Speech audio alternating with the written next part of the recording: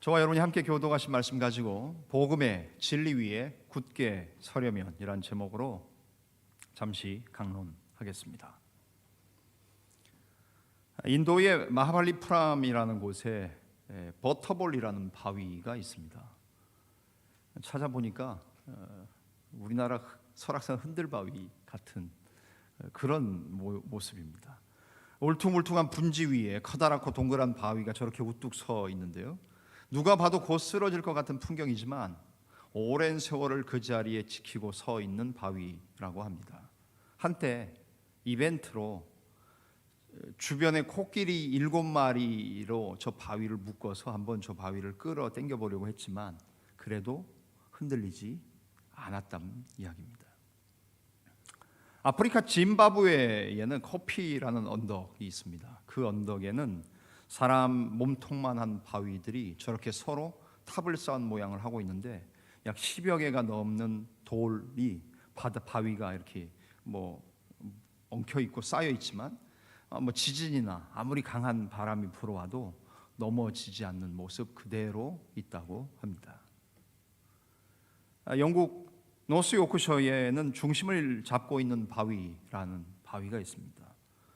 브림함 락스라고, 지명인지 바위의 이름인지 잘 모르겠습니다. 브림함 락스라고 중심을 잡고 있는 바위라는 이름을 가진 바위가 있습니다. 저 보시는 것처럼 위에 있는 그 바위가 정말 집채만 합니다. 몇 층 집까지 정도의 사이즈입니다. 저런 바위지만 바람과 물에 침식이 돼서 이런 바위인데요, 이 땅과 연결되어 있는 것은 저 맨 아래에 있는 제일 작은 송곳같이 작고 날카로운 부분에 나머지 바위들이 붙어 있고 연결되어 있다는 겁니다. 처음에는 저 밑에도 집채만한 바위 크기가 있었지만 바람과 물의 풍화작용, 침식이 돼서 중심부의 아주 약한 부분, 삼각형 정도 되는 작은 부분, 뾰족한 부분만 남겨놓고 아주 작은 부위만 남겨놓고 아주 작은 부위지만 뿌리째 바위와 연결되어 있기 때문에 몇백 년이 지나도 쓰러지지 않고 있다고 합니다. 오늘 세 곳의 돌들을 소개했습니다. 공통점이 뭔지 좀 감이 오시나요? 그래서 다름 아니라 튼튼한 반석, 그 아주 작은 부분만 연결돼 있어도 위에 있는 집채만한 바위도 떨어뜨리지 않는 정말 기이한 현상부터 시작해서 어떤 상황 가운데도 흔들리지 않는 바위들, 또 여러 개가 뭉쳐 있어서 더욱더 견고한 그런 모양들을 봅니다. 오늘 말씀드리고자 하는 내용은 바로 그겁니다. 우리의 신앙도 반석 위에 서 있다면 결코 흔들리거나 요동하지 않을 수 있다. 그래서 결국 저와 여러분들이 생각해야 될 것은 무엇입니까? 오늘 우리가 말씀의 제목 가운데 담은 것처럼 복음의 진리 위에 굳게 서려면 과연 우리는 어떻게 살아야 하고 무엇을 믿어야 되며 어떻게 믿어야 하는 것입니까? 오늘 고린도전서 15장 12절부터 19절을 통해 그것을 좀 살펴보기를 원합니다. 감을 잡으셨는지 모르겠습니다만 지난주에도 고린도전서 15장 부활장 1절부터 11절로 설교했고 오늘 12절부터 19절을 설교했습니다. 다음 주도 예상이 되십니까? 고린도전서 15장 20절부터 설교할 겁니다. 왜냐하면 부활절 하루 그냥 반짝하고 지나기에는 우리 기독교의 진리 가운데 가장 간과되는 것 중에 하나가 저는 부활이라고 생각해서 교회력과 성서 일과로 렉셔너리를 가지고 설교를 하고 있지만 부활절 이후에는 좀 그것을 제가 늘 따라서 설교하던 렉셔너리의 본문 패턴이 아니라 그냥 부활장을 한번 다 해보자. 해본 적 없어요 여태까지. 고린도전서 15장 1절부터 끝절 58절 60절까지 해본 적이 없어요. 그래서 이번에는 한번 해보자. 여러분들과 함께 저도 은혜를 받고 또 여러분이 은혜가 안 돼도 상관없어요. 저는 전해야 될 책임이 있고 진리는 은혜가 되든 안 되든 전해야 되니까 목사의 의무라고 저는 생각하기 때문에 이번에는 고린도전서 15장 끝날 때까지 딱 설교 계획을 맞춰보니까 이게 끝나면 딱 성령 강림절이 되더라고요. 제가 패턴을 딱 짜보니까. 그래서 여러분이 고린도전서 15장을 별로 안 좋아하실지 몰라도 이거는 반드시 우리가 알아야 되고 복음의 핵심입니다. 그런 차원에서 오늘 본문 가지고 복음의 진리 위에 굳게 서려면 어떻게 해야 될지를 좀 살펴보려고 합니다.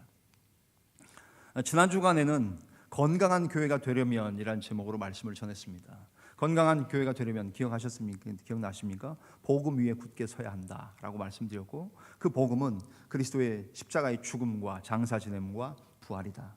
하나님의 은혜는 복음을 통해 나타난다. 바울 사도가 결국 복음 때문에, 죄인 중에 괴수였던 그가 복음 때문에 하나님의 은혜를 맛본 새롭게 바뀐 인생 살지 않았냐. 이것이 지난 고린도전서 15장 1절부터 11절의 내용입니다. 오늘 복음의 진리 위에 굳게 서기 위해서는 어떻게 해야 됩니까? 제가 생각하는 첫 번째의 사실은 이겁니다. 거짓 사상에 속지 말아야 합니다. 제목 나왔죠? 같이 한번 읽어보실까요? 시작. 거짓 사상에 속지 말아야 합니다. 아멘. 그렇습니다. 12절 말씀 한번 보십니까? 12절 본문 갖다 다시 오겠습니다. 12절입니다. 12절 같이 한번 읽으실까요? 시작. 그리스도께서 죽은 자 가운데서 다시 살아나셨다 전파되었거늘 너희 중에서 어떤 사람들은 어찌하여 죽은 자 가운데에서 부활이 없다 하느냐. 아멘. 당시의 거짓 사상이 뭐였습니까? 죽은 자 가운데 부활은 없다는 겁니다. 어떻게 사람이 죽었다가 다시 사느냐 하는 겁니다.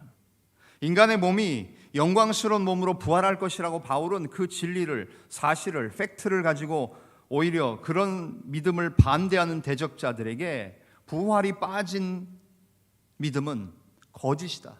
그런데 그 거짓 사상을 퍼뜨리는 자들이 있다. 너희들 거기에 속지 말라고 말씀합니다. 그것이 우리가 읽었던 12절의 말씀이에요. 제가 골랐던 이미지 사진은 다시 한번 보시겠습니까? 이렇게 딱 정확한 그림이 없어서 사진을 몰라서 봤는데요. 여기 잘 보이시는지 모르겠습니다. 양떼들입니다.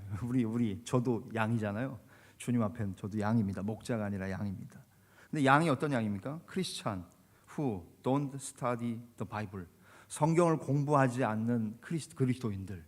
그냥 일반적인 양인 거예요. 교회만 들락날락하고 예배만 다니시는 것 물론 대단하세요. 주일 지키는 게 얼마나 어려우십니까? 여러분의 동기들이 다 골프티 잡아놓고 오늘 너 안 나오면 안 된다 유혹하고, 너 앞으로 안 나오면 우리 친구 아니다, 동기 아니다, 그런 유혹도 받으십니까? 저는 그런 유혹이 없어서 잘 모르겠습니다. 내가 돈 다 될 테니까 와라, 그런 좋은 유혹이 있으십니까? 그런 일들이 있음에도 불구하고 주일을 나오신다? 대단하신 거예요. 그죠? 훌륭하신 거예요. 주일날 예배, 주일을 성수한다는 것은 굉장히 이건 기본이라고도 할 수 있지만 엄청나게 중요한 갑지불이 필요한 일이에요. 대단하셔요. 훌륭하신 거예요. 그런데 주일만 지키는 것만 가지고는 뭔가 좀 부족하지 않겠습니까? 성경 공부하지 않고 그냥 교회를 출입하는 양들, 그런 양들을 이렇게 묘사하는 거 아니에요. 그런데 서 있는 건 뭡니까? false teaching, 거짓된 가르침이에요. 양무리들에게 양이 설교하는 게 아니라 양의 탈을 썼고요. 밑에 앉아 있는 게 뭐예요? false preachers, 그러니까 거짓된 말씀을 전하는 사람, 늑대가 결국 손만 양의 그 탈만 이렇게 올려가지고 떠들고 있는 거. 혹시 제가 늑대고 여기 양만 서 있는 거 아닙니까? 두렵습니다. 여러분, 이것이 거짓 사상이라는 거지요. 그러면서 마태복음 7장 15절에 이 이리의 모습이, 이리들이 양의 탈을 쓰고 와서 하나님의 백성들을 미혹하고 거짓으로 속인다는 그 말씀 얘기하면서 누가 그린 그림이겠지요. 이겁니다. 거짓 사상에 속지 마시라는 거예요. 하나님이 말씀하신 복음과 진리는 명명백백합니다. 분명합니다. 그리고 누구나 읽어도 쉽게 이해할 수 있습니다. 그런데 당시에 고린도 교회에 팽배했던 거짓 진리 뭡니까? 죽은 사람은 살 수 없어. 몸의 부활? 그거 없어. 라고 얘기하는 사람들이 많았다는 거예요. 부활이 빠진 복음, 그 헛된 믿음이라는 거예요. 헛된 복음이고, 앙꼬란 말이 일본 말이라는 걸 나중에 알았어요. 그죠? 팥, 앙금, 이게 순 우리말인가요? 앙금 없는 찐빵. 요즘에 젊은 세대들은 찐빵을 안 좋아하더라고요. 저희 딸내미는 팥은 죽어도 안 먹어요. 왜 애들이 팥을 싫어하는지 잘 모르겠어요. 우리 세대는 다 팥빙수, 팥빵, 그죠? 팥죽 다 좋아하는데 애들은 입에 이게 꺼끌꺼끌한가 봐요. 아마 여기 청년들도 벌써 엄마들 벌써 형제 자매들 공감하시는 것 같습니다. 팥 싫어요. 팥빙수도 요새 팥을 안 넣고 다른 걸로서 이렇게 만드시는 것 같습니다. 팥빙수가 아니잖아요, 그죠? 근데 얘기가 좀 곁나갔습니다만 부활이 빠진 믿음, 그거 알맹이 없는 찐빵 같다. 그걸 이야기하면서 당시에 부활을 믿지 않는 자들 많았다는 겁니다. 왜냐하면 인간의 이성으로 이해하기 어렵지. 어떻게 죽었다가 사람이 삽니까? 여러분들 믿어지십니까? 한번 자기에게 솔직히 한번 생각해 보십시오. 예수님이 부활하셨을까? 어떻게 믿지? 에이, 그냥 믿는 척 하자. 내 교회 다니는데 그래도 내 그리스도인인데 내 집사인데 안수 집사님, 권사님, 장로님인데 목사인데 믿는 척 하자. 그래서 믿으십니까? 아니면 하나님의 말씀이고 우리 하나님을 믿으니, 아니 생각해 보십시오. 하나님에게 죽은 자를 살리는 게 뭐가 어려우시겠어요? 말씀으로 천지 만물을 창조하시고 태초에 말씀이 계셨던 그 하나님, 태초에 하나님이 천지를 창조하셨던 그 하나님, 빛이 있으라 단 몇 마디 말씀 한마디 하셨더니 하나님이 만드신 이 세상 가운데에, 흑암이 가득했던 이 세상 가운데에 빛이 있었고, 창세기 1장은 그렇게 말해요. 전능하신 하나님, 모든 것을 다 하실 수 있는 하나님이 온 우주 만물을 만드셨고 세상을 지으셨고 은하수와 우주계를 지으셨는데 그 하나님에게 죽어있는 사람 하나 살리는 게 뭐가 어려우시겠어요? 아니, 그 사실을 믿음으로 받아들이면 되는데 많은 사람들은 이 세상에는 인간의 이성과 지식으로만 이해하려고 하지 않습니까? 결국 인간의 이성과 지혜로 이해할 수 없는 현상들이 부지기수도 많아요. 인간이 이해하지 못하지만 엄연히 존재하고 있는 일들이 많아요. 아까 앞에 보셨던 세 가지 그림, 여러분 그게 믿어지십니까? 이 과학적으로 물리적으로 이해가 되십니까? 물리 잘하시는 분들은 저거 무슨 수학 공식 해가지고 저거 설 수 있습니다, 그렇게 말하는지 몰라도 전 저 같은 사람에게는 저게 보면 그냥 그저 신기할 뿐이에요. 설명이 안 돼요. 밑에 있는 조그만 그런 뾰족한 돌 위에 어떻게 몇 톤 되는 큰 돌과 바위 몇 층짜리 빌딩이 그 위에 섭니까? 여러분, 모든 것이 다 이성과 지식으로 이해되지는 않아요. 인간의 이성이 이해할 수 있는 영역 극히 제한되어 있고 한정되어 있습니다. 그리고 사람된 우리의 지식도 굉장히 제한적입니다. 그렇기 때문에 인간이 이해할 수 없다고 해서 무조건 부인하는 것, 그것은 어떻게 보면 지혜로운 태도만은 아닐 겁니다. 고린도 당시 지역에도 죽은 사람이 다시 살아나는 일은 있을 수 없다고 주장하는 사람들이 많았어요. 다른 가르침은, 기독교의 가르침은 다 받아들일 수 있지만 예수가 부활했다는 것 도저히 믿지 못하겠다고 말하는 사람들이 있었지요. 기독교를 그냥 단순히 하나의 철학이나 윤리나 좋은 사상 정도로 생각하는 사람들에게는 그것이 더욱더 믿기 어려운 이야기였겠지요. 이런 사람들은 오늘날에도 많습니다. 이런 오늘 우리에게 필요한 것은 이성과 지혜도 필요하지만 이해가 아니라 하나님에 대한 믿음, 하나님의 말씀에 대한 믿음, 그리스도와 성령에 대한 믿음만 가지면 어떻게 처녀가, 동정녀가 애를 낳습니까? 어떻게 하나님이 말씀으로 천지 만물을 창조하십니까?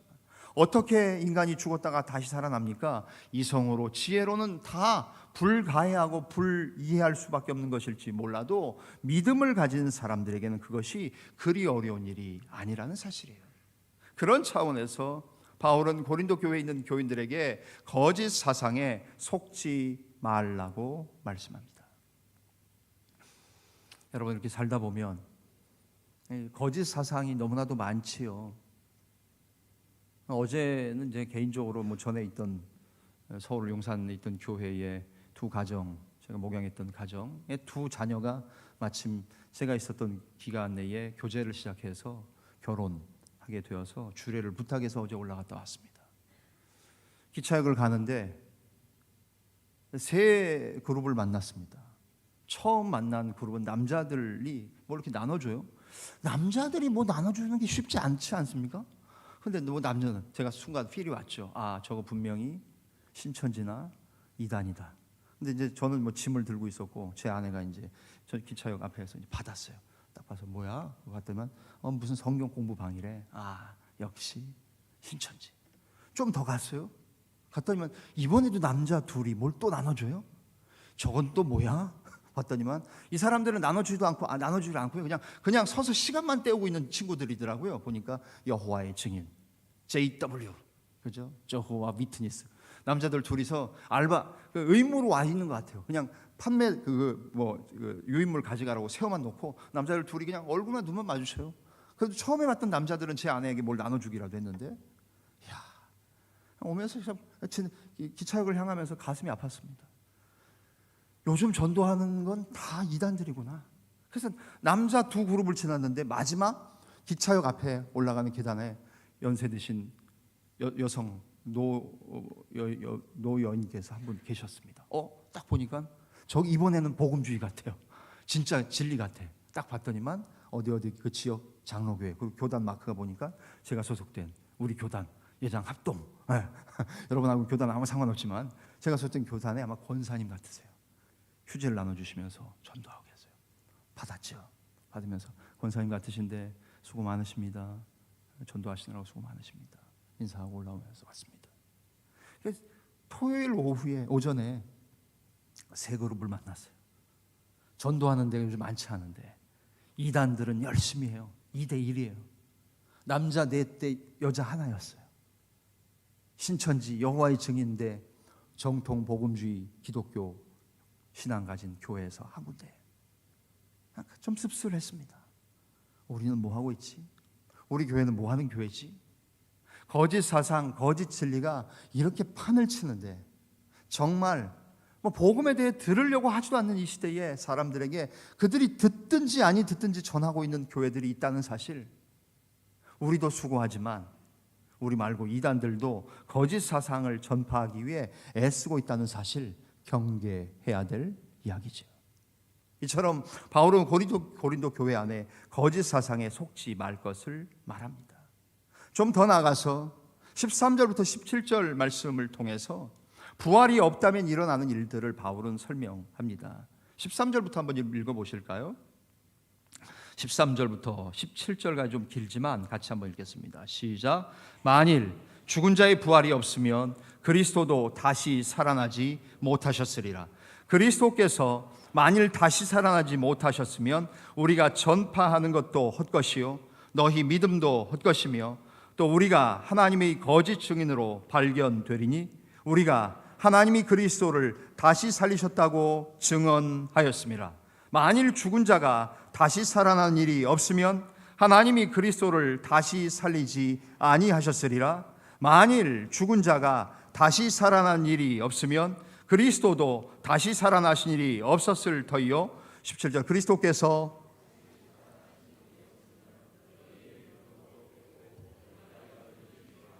언제 있을 것이다 라고 말씀합니다. 부활이 없다면 일어나는 일들을 바울은 설명합니다. 일반적인 부활의 가능성을 부정한다는 것은 죽은 사람이 다시 몸으로 다시 사는 일이 없다는 것은 그리스도의 부활을 부정하는 거지요. 몸의 부활이 없다면 일어날 일들이 뭡니까? 사도들이 전한 것 14절에 나온 것처럼 헛거라는 겁니다. 완전히 그거 아무것도 아니라는 겁니다. 두 번째 14절 하반절에 고린도 교인들 너희들의 믿음도 헛것이라는 겁니다.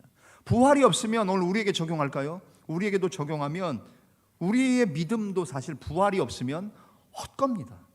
여러분 그렇게 수고하시고 애쓰시는 이 믿음이 아무것도 아니에요. 아무 쓸모 없고 아무짝에도 쓸모없는 거에 되는 거예요. 부활이 없다면. 세 번째 뭡니까? 사도들이 거짓 증인으로 드러날 것이라고 말합니다. 15절에 결국 몸의 부활은 복음의 핵심적인 거예요.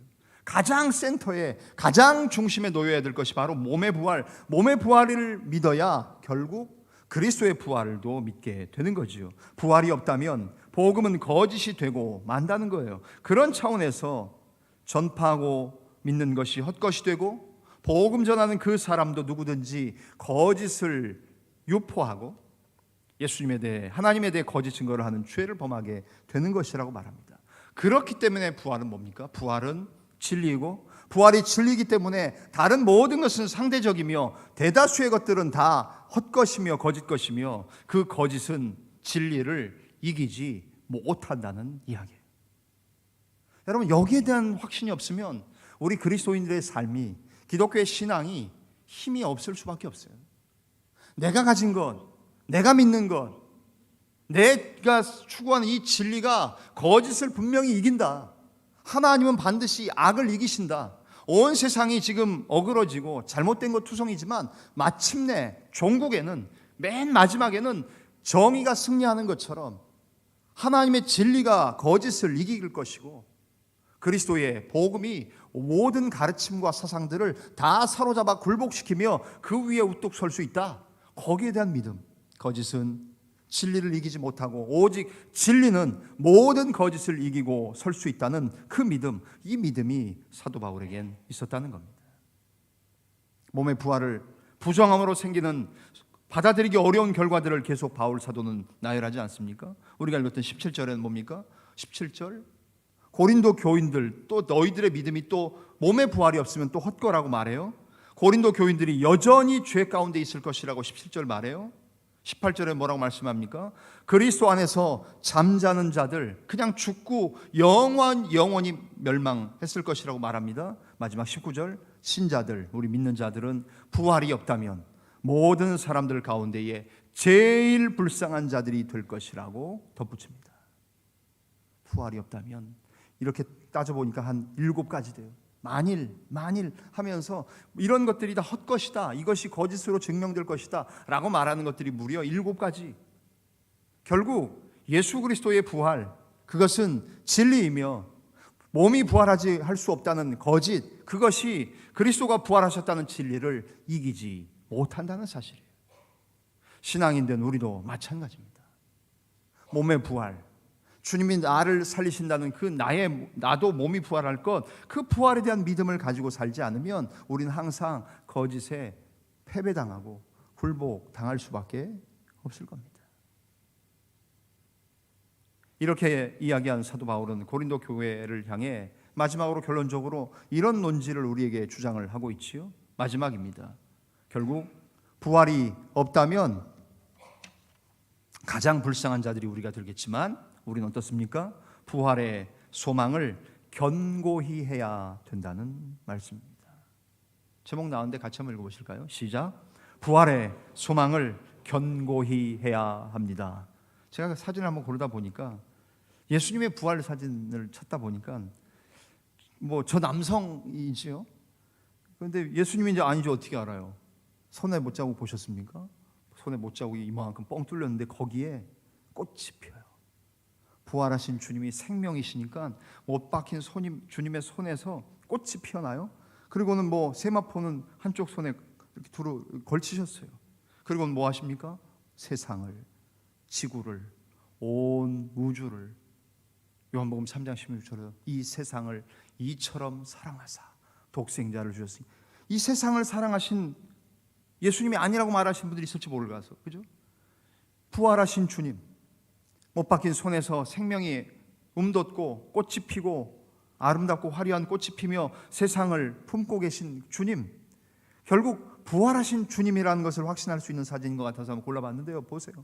부활의 소망을 견고히 해야 된다는 거예요.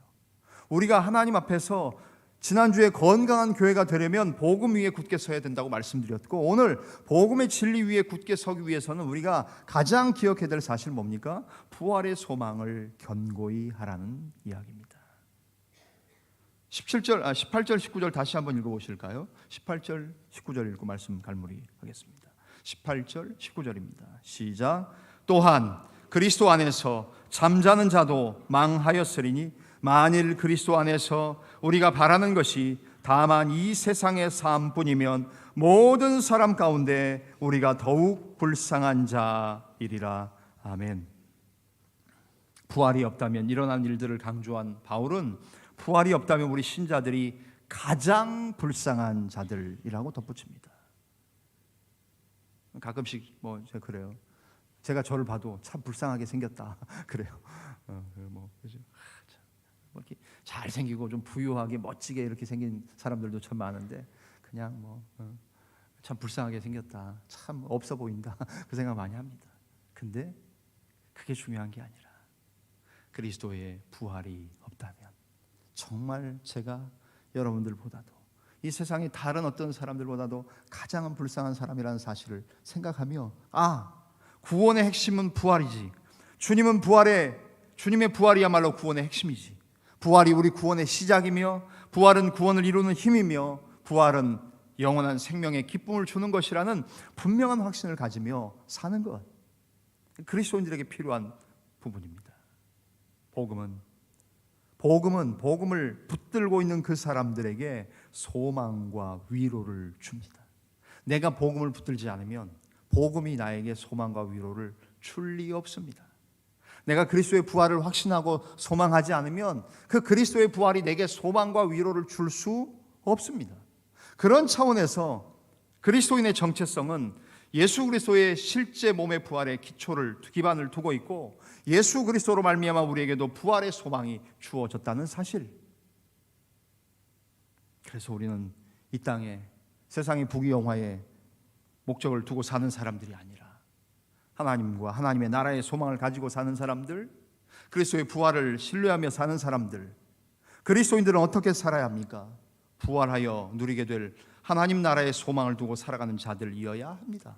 그러기에 부활은 우리를 살게 하는 참된 위로와 소망이 되는 것입니다. 1885년 갑신정변이 일어난 조선 땅은 외국인들에게 소망이 없는 황무지처럼 알려졌습니다. 그럼에도 세계의 어떤 단체나 구호도 원조를 꺼리는 이 상황에서 미국의 젊은 청년 선교사 2명이 1885년 순교를 각오하고 조선으로 떠나는 배에 몸을 싣습니다. 황무지일수록 복음이 들어가야 한다는 믿음을 가지고 한국을 찾았던 2명의 선교사 벤젤러와 언더우드, 이 두 사람이 한국 땅에 들어온 이날 감격을 선교 보고서에 다음과 같이 적습니다. 우리가 조선에 도착한 날은 4월 부활절이었습니다. 죽음에서 부활하신 주님의 능력이 조선의 결박을 끊고 사망의 철창을 쳐부수고 이 땅에 이 조선의 백성들을 하나님의 자녀로 삼으사 빛과 자유의 세계로 인도해 주시기를 우리는 이 땅에 발을 디디며 기도드렸습니다 라고 미국 본국의 선교 보고서를 작성했습니다. 조선에 첫 복음이 들어온 날은 놀랍게도 4월의 부활절이었습니다. 부활의 복음을 믿음으로, 부활이 기독교 복음의 핵심인 것을 알았기에 죽기를 각오하고 한국을 찾았던, 조선을 찾았던 2명의 선교사의 결단이 없었다면 황무지라 불렸던 이 조선 땅에 복음의 빛이 비치지도 못했을 것이고 지금처럼 복음의 전진기지로 대한민국이 쓰임받지도 못했을 것이며 어떻게 군대 안에 이렇게 많은 교회들과 교인들과 부족하지만 군목과 군선교사들이 그렇게 활동할 수 있겠습니까? 제가 목요일 날 가급적이면 6대 예배, 화요일 날 해대 예배 좀 참석하고 인도를 하려고 갑니다. 목요일 말씀드렸는지 모르겠습니다. 목요일 날 그 육군대학 올라갈 때 저 위에서 찬송의 소리가 흘려 퍼질 때 저는 꿈인가 생신가 합니다. 대한민국의 군대에 최고의 대학이라고 할 수 있는 6대 해대 공대에, 여기에 6대의 강의동에 찬송 소리가 울려 퍼지고 우리의 학생 장교들의 가족 자매들, 루디아, 브리스가 자매들이 찬양하며 6대에 공부하던 학생 장교들이 졸린 눈을 부벼뜨고 모여서 찬송할 수 있다는 것, 야, 이거 얼마나 엄청난 자유인지 아십니까? 언제 누가 어떤 사람이 명령해서 이제 종교차별금지법이다, 그거 하지 말아라고 말하면 당장 그만두게 될 상황이 올지 몰라도 그거 하지 말라고 하기 전까지는 하는 거예요. 어떻게 복음을 이렇게 전하고 찬송을 마음대로 하고 강의실에서 공적인 기관 가운데에 찬양하고 예배할 수 있습니까? 복음의 능력이 아니면, 그 복음을 전했던, 조선 땅에 전했던 언더우드와 아펜셀러가 4월의 부활의 그 부활의 능력으로 이 땅에 발을 디딛지 못했으면 일어날 수 없는 일들 아니었습니까? 어떻게 저 같은 사람이 대한민국 육군에 군종 목사로 와서 군인교회를 이렇게 오랜 동안 섬길 수 있도록 도우십니까? 부활이 없다면, 부활이 없는 복음은 알맹이가 빠진 겁니다. 그런 차원에서 오늘 저와 여러분에게 주시는 하나님의 메시지, 예수 그리스도의 부활의 진리 위에 굳게 서는 저와 여러분들, 우리 교회, 우리 공동체가 되어지시고 다른 그 어느 것보다도 부활의 복음의 진리 위에 굳게 서가시는 사랑하는 우리 교회 모든 교우들의 삶이 되어지시기를 주님의 이름으로 간절히 축원합니다. 기도하겠습니다. 살아계신 하나님, 감사합니다. 하나님의 은혜 가운데에 오늘 부활절 셋째 주일로 예배 드립니다.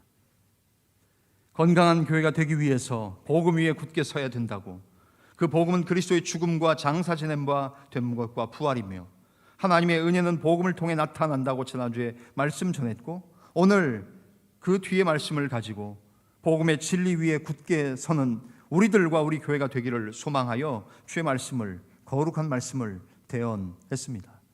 거짓 사상에 속지 않게 하여 주시옵소서. 이 땅에 여전히 거짓 진리와 잘못된 이단과 사입이, 또 다른 복음을 전하는 사람들이 많은 것을 봅니다. 주님, 몸의 부활이 없지 않습니다. 우리 주님이 부활하셨습니다. 그리고 우리도 부활할 것을 분명히 믿기에 거짓은 진리를 이기지 못하며 진리는 반드시 거짓을 이긴다는 분명한 믿음과 확신을 가지며 부활의 소망을 견고히 하며 부활의 진리 위에 굳건히 서는 우리 교우들, 모든 사랑하는 공동체가 될 수 있도록 은혜를 허락하여 주시옵소서. 모든 것을 감사하며 축복하며 예수님의 이름으로 기도하옵나이다. 아멘.